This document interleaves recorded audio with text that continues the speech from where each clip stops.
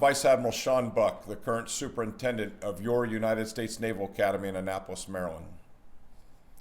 U.S. Navy advisors first arrived in South Vietnam in late 1954 to provide material support and training for the Republic of Vietnam Navy.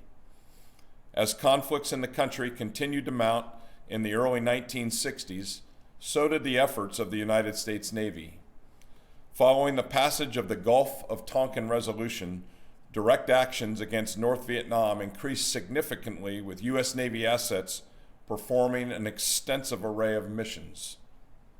The U.S. Navy deployed a total of 17 aircraft carriers that made 73 deployments to the South China Sea. Task Force 77, as it was known, the Attack Carrier Task Force, varied in size, but during surges included 5 carriers, 400 aircraft, and 25 escort and support ships, and 30,000 U.S. Navy sailors. This task force, along with Marine aviators, dropped 1.5 million tons of ordnance during the course of the war, approximately 24% of the total tonnage dropped by America in the air war. Navy advisors and liaison officers helped grow the South Vietnamese Navy from a small force of 22 ships in 1955 to over 1,000 ships and coastal riverine patrol craft in 1972. In partnership with the South Vietnamese, the U.S. Navy developed a highly effective inshore blockade to prevent the resupply of enemy forces by sea, engaged in naval gunfire support missions in the littoral areas of Vietnam, and provided amphibious transport for Marines operating ashore. Patrol aircraft also helped enforce the coastal blockades. On the rivers, the Navy stood up several task forces that protected commercial traffic, assisted Allied ground forces in pacifying these areas, and interdicted enemy troops and supplies moving on these inland waterways. Navy SEALs initially served as advisors and then carried out critical reconnaissance and operational missions.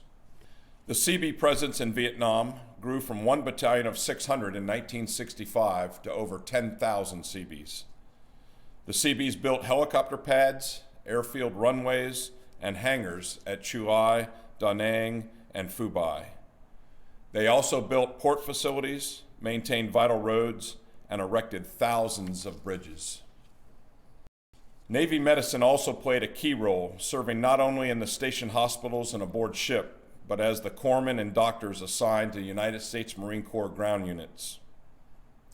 The Navy's intelligence professionals carried out their primary mission of providing forces with information to save lives and improve battle performance. The Navy's logistical support forces for the war ranged from sea and airlift of supplies and personnel to the theater of operations, to base building, medical, and administrative support on the ground.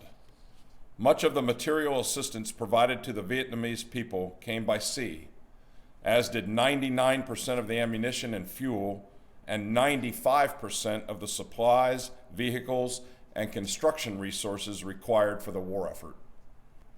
A total of 1.842 million sailors served in Southeast Asia. Overall, the Navy suffered the loss of 1,631 sailors killed and 4,178 wounded during the course of the 11-year war. To ensure the sacrifices of the 9 million who served during this difficult chapter of our country's history are remembered for generations to come, the Vietnam War Veterans Recognition Act of 2017 designates 29 March of each year as National Vietnam Veterans Recognition Day. This is a significant date that marks the day when U.S. troops left Vietnam in 1973. On 29 March, we will honor all those who answered our nation's call to duty. We vow to never again confuse personal disapproval of war with prejudice against those who honorably wear the uniform of our armed forces.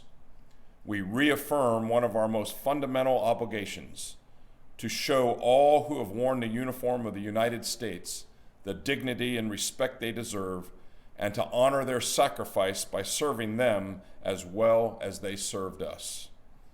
The Vietnam veterans have been hit hard in recent years with illnesses and advancing age.